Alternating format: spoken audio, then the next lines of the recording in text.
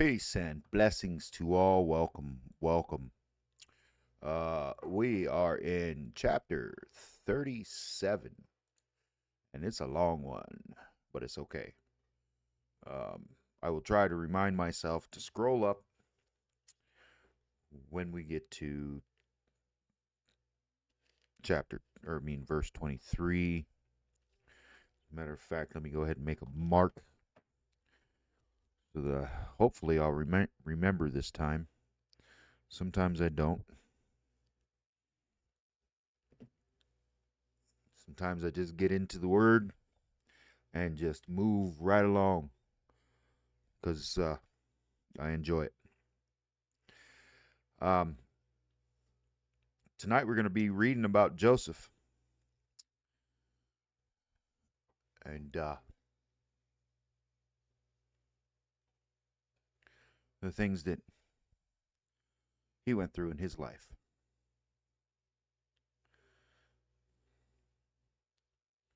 So sit back, relax, and enjoy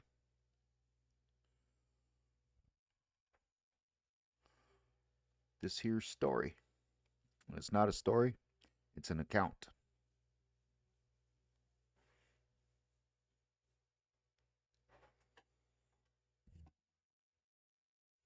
Get out of your bowl, you weirdo. This dog.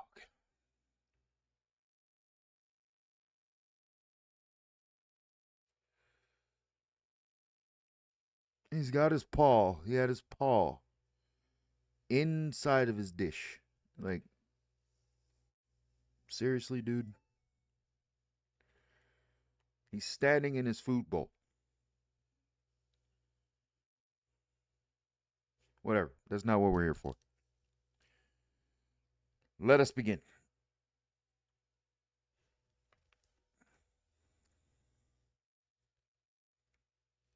My eyes are just getting worse and worse.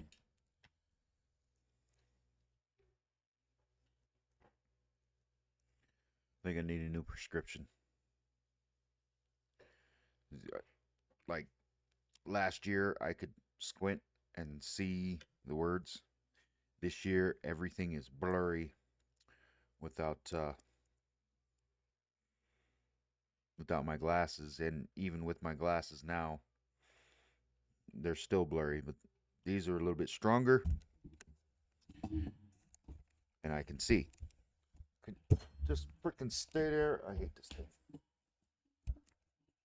Stay. Just please stay. Stay. Just, just freaking stay. Stay.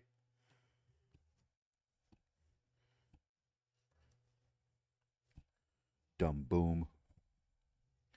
Anyway, let us begin. Genesis chapter 37. And Jacob dwelt in the land wherein his father was a stranger, in the land of Canaan.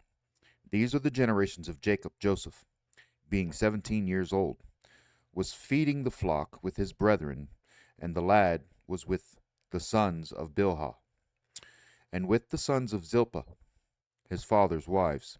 And Joseph brought unto his father their evil report. Now Israel loved Joseph more than all his children, because he was the son of his old age. And he made him a coat of many colors. And when his brethren saw that their father loved him more than all his brethren, they hated him and could not speak peaceably unto him. And Joseph dreamed a dream, and he told it his brethren, and they hated him yet the more. And he said unto them, Hear, I pray you, this dream which I have dreamed. For behold, we were binding sheaves in the field, and lo, my sheaf arose, and also stood upright. And behold, your sheaves stood round about, and made obeisance to my sheaf.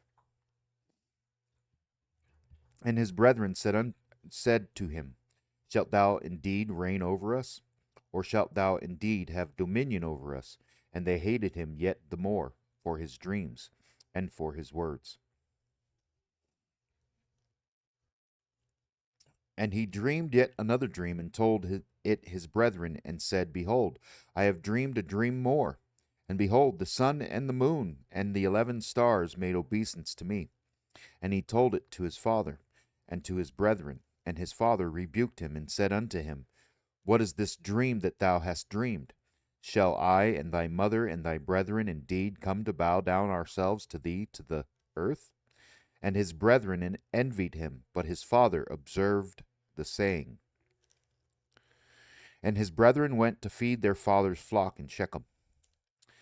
And Israel said unto Joseph, Do not thy brethren feed the flock in Shechem? Come, and I will send thee unto them. And he said to him, Here am I. And he said to him, Go, I pray thee, see whether it be well with thy brethren, and well with the flocks, and bring me word again. So he sent him out of the vale of Hebron. Val, I think it's a valley of Hebron. I don't know. And he came to Shechem, and a certain man found him, and behold, he was wandering in the field. And the man asked him, saying, What seekest thou? And he said, I seek my brethren. Tell me, I pray thee, where they feed their flocks. And the man said, They are departed hence, for I heard them say, Let us go to Dothan. And Joseph went after his brethren, and found them in Dothan. And when they saw him afar off, even before he came near unto them, they conspired against him to slay him. And they said one to another, Behold, this dreamer cometh. Come now, therefore, and let us slay him, and cast him into some pit.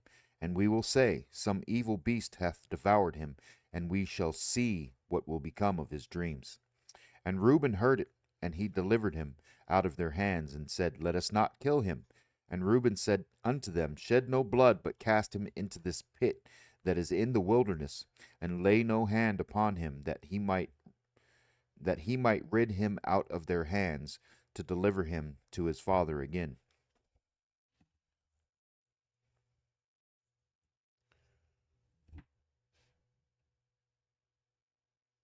Lay down.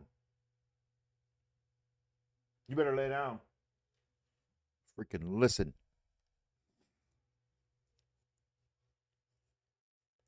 Verse 23. Right here.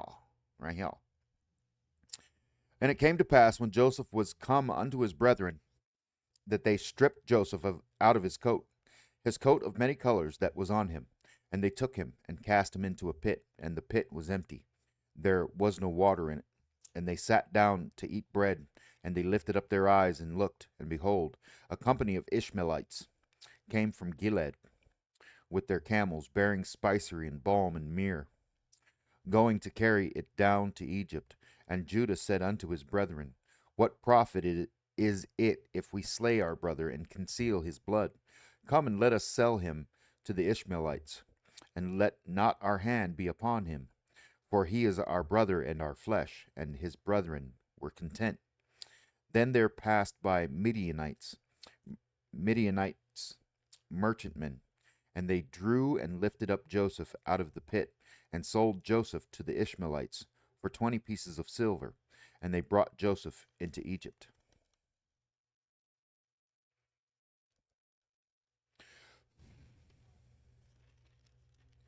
Come on, open up. And Reuben returned unto the pit, and behold, Joseph was not in the pit. And he rent his clothes, and he returned unto his brethren, and said, The child is not, and I, whither shall I go? And they took Joseph's coat, and killed a kid of the goats, and dipped the coat in the blood. And they sent the coat of many colors, and they brought it to their father, and said, This have we found. Know now whether it be thy son's coat or no. And he knew it, and said, It is my son's coat. An evil beast hath devoured him. Joseph is without doubt rent in pieces. And Jacob rent his clothes, and put sackcloth upon his loins, and mourned for his son many days. And all his sons and all his daughters rose up to comfort him.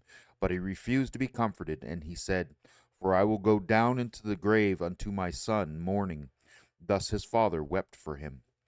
And the Midianites sold him into Egypt unto Potiphar, an officer of Pharaoh's, and captain of the guard. Okay.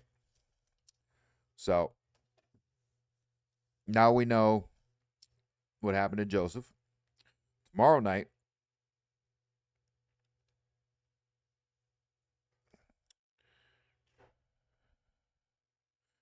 I don't. We'll find out what happens. I'm not. I'm not sure what the next part is. It says Judah's descendants, Tamar, wife of Judah deceived by Tamar, birth of Zara and Pharez. Looks like we won't catch up with Joseph until chapter 39, so we'll leave it at that and read what comes up next tomorrow evening.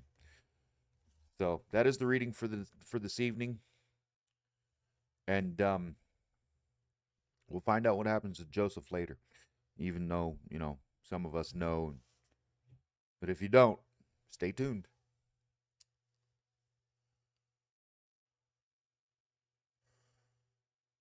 But God bless you all, and farewell until tomorrow evening. Laters.